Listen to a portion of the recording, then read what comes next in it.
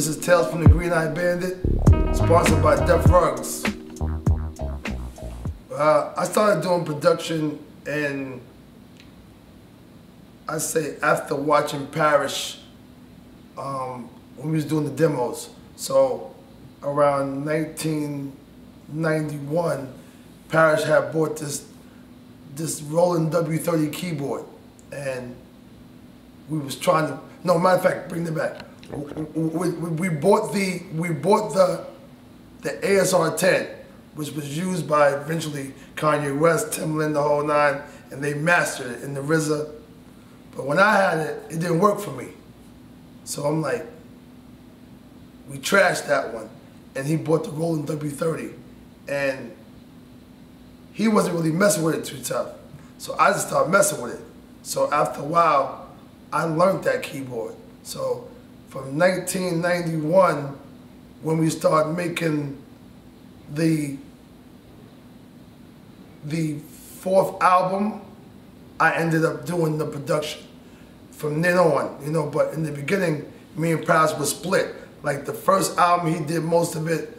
The second album, I did most of it. The third album, he did most of that too, but we split.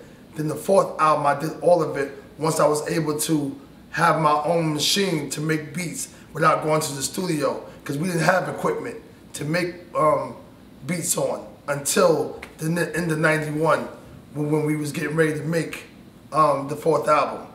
So around '91 is where I learned a machine of mine to produce.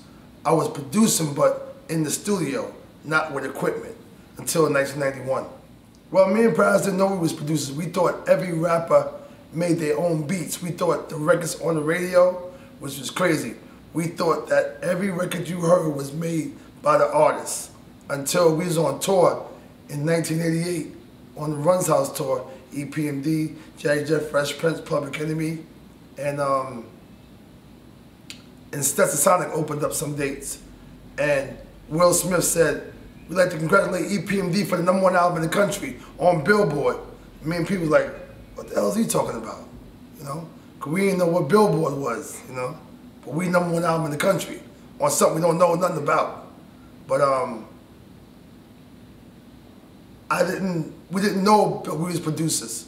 So I can't tell you. All I know is that when we was making the records, they just felt dope. But when we found out we was producers, it still didn't sink in, you know, until like 1990. Production-wise is definitely Nas. I wish I was able, because I was right there on Illmatic, but I didn't take him seriously. That's the part that gets me every time, because he's sitting in front of me and I'm playing beats, but I'm not really playing beats, you know? And he did a couple of songs and they left me and went to Pete Rock's house. Wow. Okay, what was But they stopped by me on their first run. Okay, what was it about him that just didn't click at that time? It wasn't because what happened with me and Nas was the fact that Das Effects was Mickey D, wow, Mickey D, you know, Redman was metaphored out. Keith Murray was another, the K-Solo. When that SP, every MC that was with me had some technique about him. You know, we had a different type of rhyme flow. Nas came from the streets of that hustle and that street life of living in the projects.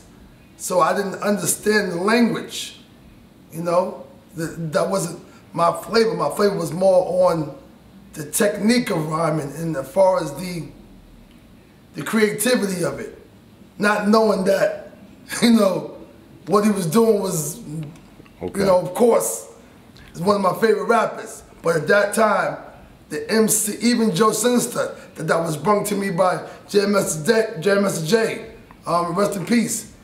He was still some other shit, you know, that I never heard before. So that was on my sound of rapper was what you see I signed.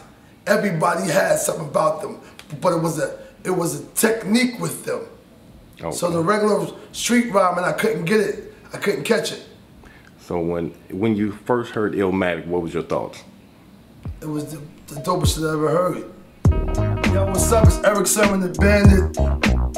Thanks for listening. Thanks for watching. Check out DefRugs.com on Instagram at DefRugs. Check out me on social media, Erick Sermon _Sermon. Like I said before, and this right here is the dopest show ever right now.